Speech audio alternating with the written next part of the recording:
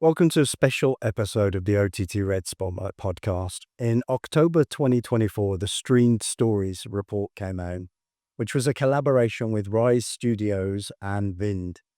It arrested the attention of the OTT Red community, and I wanted to come to the Rise Studios and speak to the people behind the report to explore more of the topics that emerged from that report and begin to appreciate what the future of the local landscape might look like with the kind of findings that were generated through an amazing methodology that Maarten, who drove that methodology, will unpack for us today. Amanda, Rasha, Maarten, welcome to this special podcast episode where we're going to explore what this report was all about. Where did it come from? What were the implications of what came out of it? And really interestingly as well, how it was actually generated, because I want people to understand not only this as a report, there's a lot of reports in our marketplace, but actually why it's different in the heartbeat of the report, the way that it was generated. Let's start off for anybody that's watching who doesn't know you guys with a quick introduction. Let's go around the table and make sure that people have got a familiarity, the angle that you're coming at with reference to this report and how it's being used. Okay. Amanda. So I'm Amanda, founder and CEO for Rise Studios. Very passionate about finding, nurturing, supporting, and elevating Arabic language talent in this region in the production space. So that's the whole raison d'etre for Rise. The clue is in the name, that we are wanting to get to a point where we and many other people in the region are taking advantage of the change in viewing, the elevation of the platforms, and the real surge we're seeing in non-English language content being on the rise globally, but also particularly in this region. Hence, actually, why this report is so important for us. Absolutely. I'm really looking forward to getting into it and some of the twists and nuances of this region that this report drove out as well. Maarten? Yeah, to the podcast. My name is Maarten. I'm a co-founder and CEO of Vind, or Vind. It's also Vind. So, and we are a data company, and currently we focus on visual entertainment. We started Vind about 3.5 years ago, and actually we've been working almost since the beginning with Amanda and Rasha and Rise Studios. And basically what we do is we try and collect as much information and data of when it comes to movies, series, be it scripted, unscripted, factual, etc., that we see published on streaming services. Right now we focus on streaming services. Eventually we will also try to focus on linear, but we think that because of the explosion of streaming service in the last 5-6 years in the region, that was a good starting point. So we have a very good visibility on what is being bought, what is being licensed, what is being discarded, etc. And what we've been doing over the last couple of years is actually enriching the data sets themselves. So right now, I believe that our data set, especially when it comes to Arabic content, is probably one of the biggest in the world. Also with the help of Rasha, for example, and Amanda. And we try to enrich this data in such a way that there are multiple ways of looking at the complete data set, right? And that's also one of the reasons why we came up with this report, and we can go delve a little bit deeper into the why eventually. We will do, definitely. Rasha? I'll make it a quicker introduction. So I lead insights for Rise Studios. So part of my job is to leverage data to understand audience trends, to stay close to what the audience want, what the audience is watching. And second, it's really, and the most important, is to really inform content decisions. So using data to make more informed decisions when it comes to content or talent, so we can make sure that we're doing something that our viewers want to watch. Yeah, so I work with, for sure, and partner with Find in order to create reports like this. Thanks a lot. Okay, let's welcome to the podcast, everybody. Let's start off with the high level, the kind of macro perspective then. Amanda, this is probably directed most appropriately at you. You know, Rise has done an amazing job of establishing a brand with gravity and credibility in this region, and the discovery of the power of Arabic-speaking content is something that you've been intimately involved with over the course of the last year, 2 years. What's the difference that this report has brought to your understanding of where we are now? Well, I mean, look, life's about timing, isn't it? So I'm pleased that the birth of Rise has also coincided with this huge surge of demand for non-English content globally. I'm talking about. So we'll start globally and then we'll bring it down. So globally, it's doubled since 2018, the demand for it. And, even now when you see the Americans being fine to watch stuff with subtitles, you know that this is a good thing. So I think in MENA, what you've seen is that non-English is now over half of the demanded content, and within that, Arabic 27%. So in the last, between 2020 and 24, correct me if I'm wrong, Rash, because you're better on the numbers than me, you've seen 2,600 new Arabic titles coming through. So that's what's in the Vine's database. That's what we've all been working on to really assess and analyze. So you've seen that. And at the same time, you've seen per capita demand going up too across the region. So in Saudi, for example, it's up 211%. In the UAE, it's up 130%. So that's the sort of starting point for really wanting to understand what is driving. What we're trying to do at Rise is de-risk the decisions for commissioners by having all the data. When a producer goes in to pitch a show, it's all here. It's all heart. It's like, this is my vision. This is what I want to do. It's going to be amazing. And we love that. But behind that, we also, what Rash can do is say, right, and this is why it's going to work. This is the gap that it fills. It will be about, this is for this demographic in that particular audience. It's going to be about retention or acquisition. So we put some science behind the passion of our producers, of our ecosystem of producers.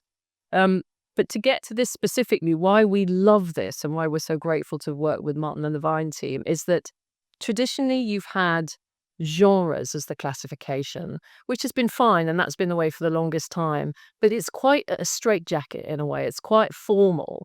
With the themes and the topics in this report, it allows you to really dig into and get more nuanced about the emotion that is driving the story. Was that a surprise to you when it came out of the report? Well, I mean, I'd like Maarten to explain to us more about the methodology, because it's so cool. It's also totally beyond me. But yes, it was a really pleasant surprise because it allows us to do what we need to do, which is really get into what's driving the story, what's behind it. You have the theme, which is the overarching theme, and then the topic is more the sort of subject matter or the plot line, as it were. So it allows you to analyze both those and see really the drivers behind that emotion. And that's important because what we see, I mean, what we've all felt for a while, but now we've got the data to back it up, is that how you tell stories is really changing. Yeah. And then before as well, like we say, okay, this is a drama series, and that's so general. And I realize that it's so much more layered. You have like secrets and betrayal, like those are, you can't categorize them into one thing because you have so many different themes that can be considered drama, but how you mix them together and how you layer them really makes a story what it is. You know what I mean? So saying drama anymore is not enough for us to really understand what people want and what is being supplied. But yeah. Just before we get into the methodology behind it, do you think if you contrast what the report came out with about this region and put it on the global stage, is there a contrast, or is it the story globally at the moment, or is it particularly accentuated with this region? So what's really interesting is when you look at the report, a lot of the themes can be considered universal, right? So like if we're looking at themes like secrets and betrayal and love and relationships, those are all very universal.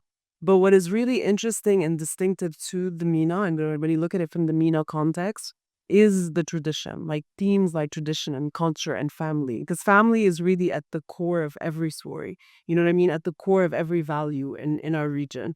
So there are a lot of global themes that are very global and similar, but how we have this uniqueness of using our themes that over-index in our region, like family dynamics, culture clash. Those were not surprising, but those were good to see that they were very important and what makes Arabic stories unique. So you do have those themes that are very regionally unique to our in the MENA. Let's touch a little bit then on the methodology behind it, because my mind is rushing with questions that I might send to yourself, Rasha, and you, Amanda. But I think it's really important that we touch on this because that's part of the forensic approach to this, and the use of technology is part of the difference that makes the difference with this report. Give us a bit more proximity to how that happened, Maarten. Yeah, so like I said, we've been working with Rasha and Amanda for a long time already, and we provide monthly updates, data, reports, etc. And what always has been a bugbear of myself and my team, but specifically also Amanda and Rasha, was what Rasha said before. What is a drama? 50% of specifically Arabic content is considered drama. It really doesn't say anything. And we had long discussions on how can we fix this, right? And Rasha and I were like, okay, can we call it a drama comedy? Yeah, we could do that. We could call it an action thriller. We have the know-how and the knowledge and the LLMs, etc. to do that. But does it really say that much, right? And then I think it was about a year ago where we were focusing on reality TV for a while.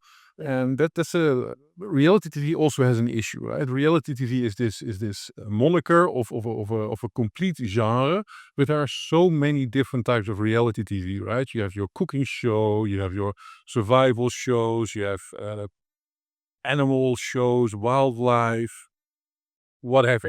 And even within that, you have reality shows that can be competition based or reality, and you have there's so many different layers. Exactly. Just to call it reality or drama or whatever it is. Exactly. It's not fair to the Yeah. actual. Yeah. So we actually started working on that, and we managed to fix it. We managed to come up with the subgenres for reality TV, there's, if I'm not mistaken, 18 or 19 subgenres right now. So you can see very, very clearly what kind of reality TV show, whatever it is, right? So, for example, Dubai Bling would be celebrity and lifestyle, non-competition, right? And that goes across the whole data set. So that was great. And then we started thinking, okay, can we do this for scripted movies and TV shows? It was a little bit more difficult, and we had a lot of. It's been diplomatic. That's so British. It's a little bit more difficult. It took quite a while, but what is important to understand is right now with these large language models, specifically generative, like OpenAI, ChatGPT, etc. You can go to ChatGPT and you can say what is the theme for Breaking Bad, for example, and it will give you the theme, right? And you can say what kind of topics, and it will tell you drugs dealing, family, cancer, right? But it doesn't do that at scale. And there's one big issue that we have solved, and that is specifically around Arabic content. Because Arabic content is special in that regard, and it's special for a number of reasons. It is special because of the way it is being captured. So, for example, most large language models like OpenAI or Llama or Claude or whatever, they are optimized for English, right? English inputs, English outputs. That is not to say that you can't ask it questions in Spanish, because you can and you might get a proper answer. But if you start doing that in Arabic, it's going to get messy very quickly, right? So what we do is with our own database, we can connect our database via another platform, for example, to ChatGPT or to Claude or to Llama. And now all of a sudden, because we identify, we know exactly what an Arabic title exactly is, right? So, for example, you can have an Arabic title on OSM Plus that is spelled in a different way than it is spelled on Shahid, for example. And on 1001 TV, it is actually in Arabic. So what our database does, it actually collects all this information and says, okay, this title is the same as that title, is the same as that title, right? And it has these meta texts. There's this director, this actor, it is this genre. There's per title is about 75 meta text, different categories. And that information, if you link it to a large language model, now all of a sudden the large language model has a much better understanding of what it is that you are looking for, right? And now all of a sudden you get an accuracy of themes and topics that is especially when it comes to scripted TV, around 97% in our case. It feels, when I saw the report initially a couple of months ago, and then saw the reaction to it, and now talking about it and thinking about the region and political development and demographics and young creators and all of that sort of stuff. It feels as though what you've done is put another part of the mosaic in place and taken what is potentially the genesis of a whole new way of looking at, what's actually happening, not just in this region, but something that could be emulated in other regions as well by using the kind of technology that's available. Yeah. I also have to say that, and I think I mentioned it in the interview that we did with you. For us personally, we provide the data, we provide the outputs, right? I'm always very careful by, and we said this before this meeting. I'm Dutch, and I think it's great that our platform is able to show Rasha, for example, what the fastest growing themes and topics in Lebanese content is. But it is not for me to say what that actually means, right? I mean, that's because I know Lebanon a little bit, but I've been there a couple of times, but I don't really know enough about it. So we provide the data, and then the interpretation. That's something that Rasha needs to look at, right? Rasha or Orlando, one of the things that I'd like to understand is whether or not that topic of young creators is something that comes through in the report as a strong thing for you guys in terms of this region, because we spoke about this a few times, Amanda, and the different formats and the way that digital natives in this region are really driving a lot of the energy in terms of progress. Did you feel that topic came through in the content of the report as much as you'd expected? Because I feel like the younger audiences are the ones who are defining the way that we're telling stories, because especially in our region, because there has been an exposure to global content for sure, but there's also been an increase in self-expression. There's also been involving familial roles, you know what I mean? So there has been a change, and especially the world's changing very fast. So they have been really defining how stories are told and what stories they are interested in.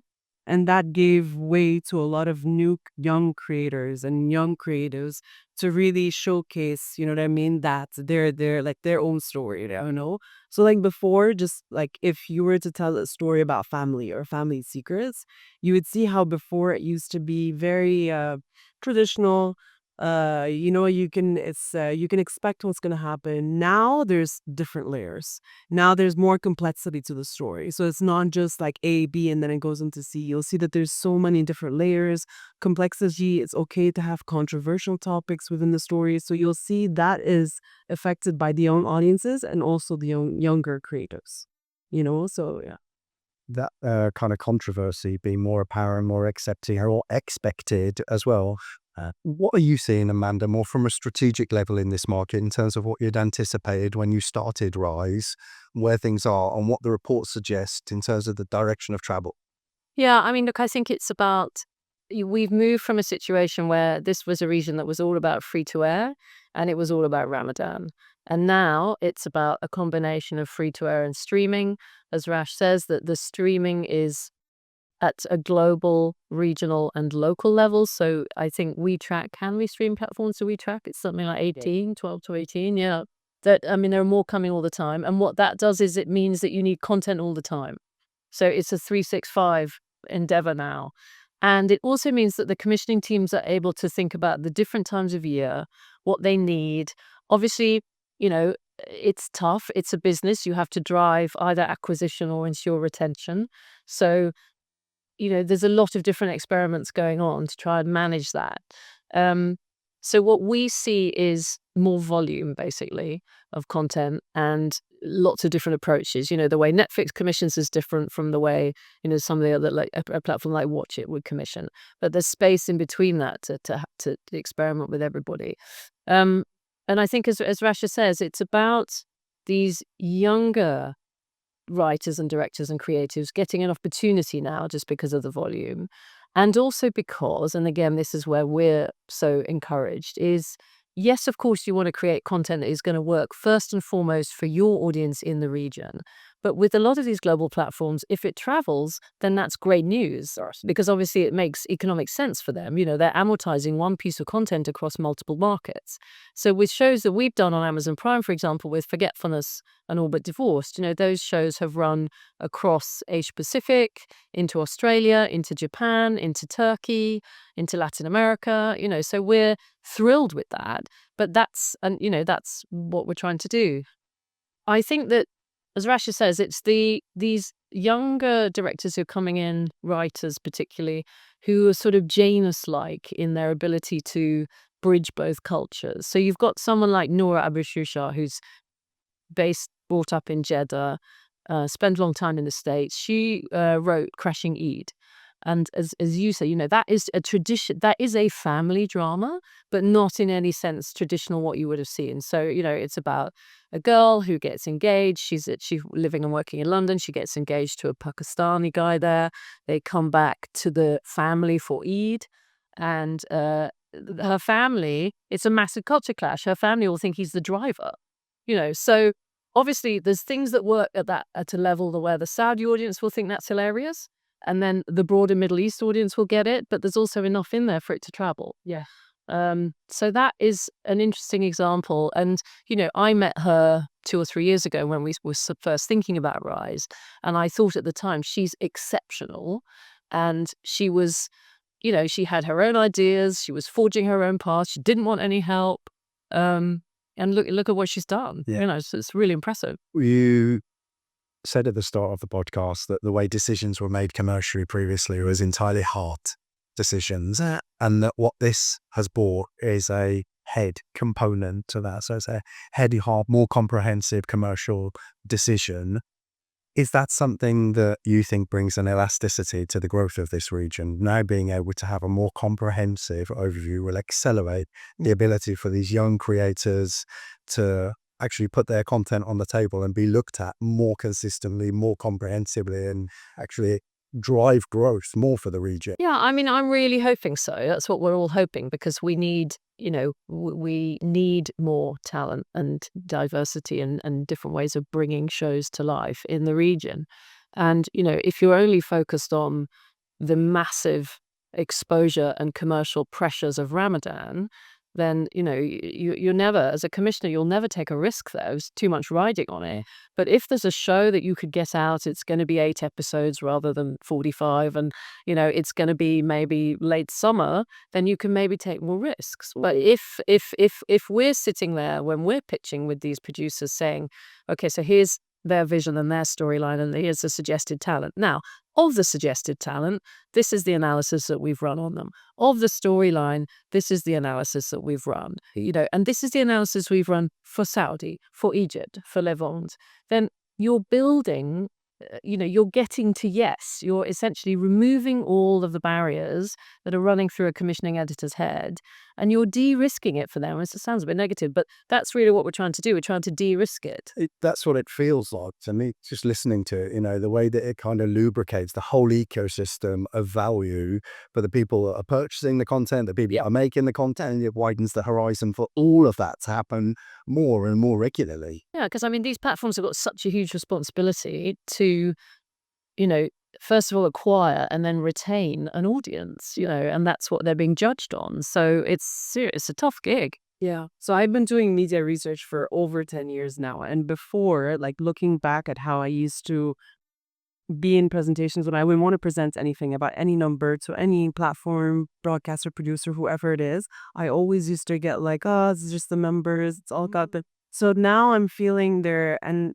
I'm not saying finally, but over the years, there has been a shift where people want more information, want more data. Because again, I'm not as a researcher or insights. I'm not here to say no, you can't be creative, because we want to do everything, leverage the data while maintaining the creative integrity. So as long as that everyone on the table was making the project agrees to that, then it just makes everything easier, because that's exactly what we need. I don't want to it's not just data. It's both how to marry those two together.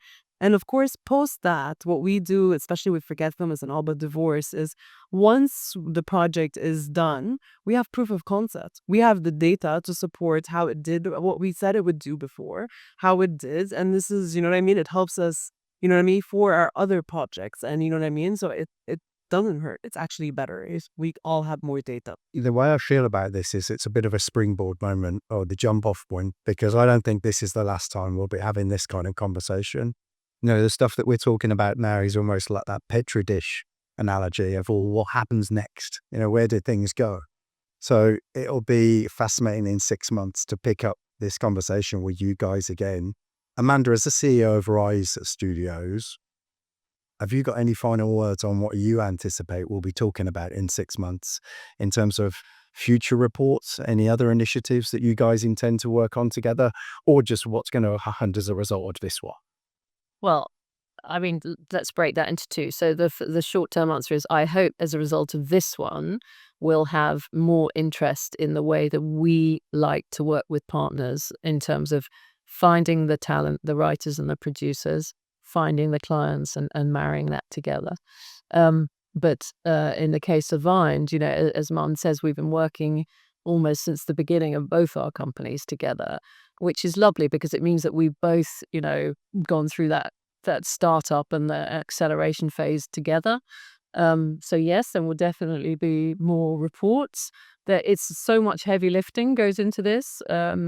But we'd like to, obviously we want to monitor these trends and see if they're shifting and changing. I think that's not something that we would do.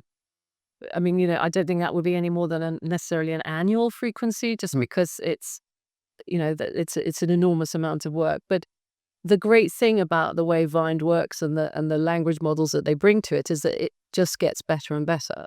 And so, of course, we want to be able to take more inspiration from the data, basically. Rasha, Maarten, Amanda, thank you so much for taking the time to talk to me about this report and everything else that it means as well. It's been a pleasure. Thanks. So thank you. Merci.